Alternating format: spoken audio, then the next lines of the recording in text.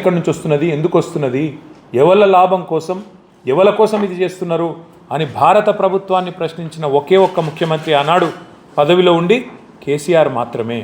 గుర్తుమంత్రి అన్న మాట్లాడిండా, దయచేసి మీరు గుర్తు తెచ్చుకోవాలని చెప్పి కూడా నేను కోరుతా ఉన్నాను. ఇంకొక మాట కూడా నేను మీకు విజ్ఞప్తి చేస్తా ఉన్నాను. మనం వద్దంటే కూడా 2 కోల్ బ్లాక్లు మనకు చెప్పకుండా వాళ్ళు వేలం వేసింది. కానీ తట్టెడు మట్టి కూడా కేసీఆర్ ఉన్న నల్ల అక్కడ తీయనీయలే. తట్టెడు మట్టి కూడా తీయనీయలే, ఉల్టా బెదిరించినాం.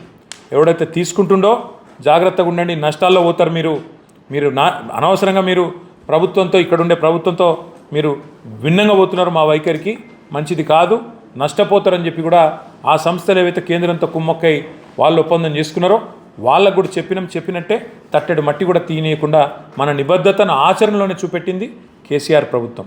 ఇంకొక మాట కూడా ఈరోజు కాదు, 2021 సంవత్సరంలోనే మొదటిసారి ఆక్షన్ అని చెప్పి ఆగమాగం చేస్తుంటే ఆ రోజే కేసీఆర్ గారు ఒక స్పష్టమైన ఉత్తరం రాసినారు. డిసెంబర్ 8, 2021 ఏమని రాసినారు?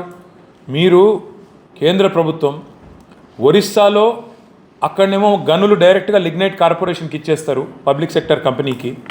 గుజరాత్లో గుజరాత్ మినరల్ డెవలప్మెంట్ కార్పొరేషన్కి డైరెక్ట్గా బొగ్గు గనులు నామినేషన్ మీద కేటాయిస్తారు.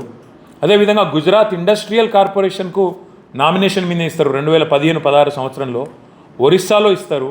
అదేవిధంగా తమిళనాడులో అక్కడ ఉండే రాష్ట్ర బీజేపీ అధ్యక్షుడు పరుగున వచ్చి కేంద్ర బొగ్గు గనుల శాఖ మంత్రి ప్రహ్లాద్ జోషిని ఆనాడు మీరు కొన్ని బొగ్గు గనులను మినహాయించాలే అని రిక్వెస్ట్ చేయగానే వాటిని తప్పిస్తారు ఆక్షన్లకు వెళ్ళి.